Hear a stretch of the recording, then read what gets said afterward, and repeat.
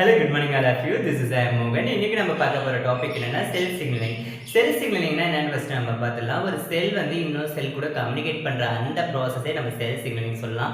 So எதுக்கு ஒரு செல் வந்து இன்னொரு செல் கூட கம்யூனிகேட் பண்ணணும் அப்படின்றத நம்ம ஃபஸ்ட்டு பார்க்கலாம். ஸோ ஒரு செல் வந்து இன்னொரு செல் கூட கம்யூனிகேட் பண்ணுறது மெயின் ரீசன் வந்து cell proliferation, cell death and cell differentiation. So இந்த ப்ராசஸ்க்காக செல் ப்ரோலிபரேஷன்னா நம்மளுக்கு ஆல்ரெடி தெரியும். ஒரு செல் வந்து புதுசாக இன்னொரு செல்லை ஜென்ரேட் பண்ணுறதுக்காகவும், ஸோ அதுக்கு ப்ரோஜெனிஸ்டர் செல்ஸை வந்து டெவலப் பண்ணுறதுக்காகவும் செல் ப்ரோலிபரேஷன் நடக்கும். ஸோ நியூலி நிறைய சிந்தசிஸ் ஆகிறதுக்காக, நியூ செல்ஸ் நிறைய ப்ரொடியூஸ் ஆகிறதுக்காக இந்த செல் ப்ரோலிபரேஷன்ன்றது நடக்குது.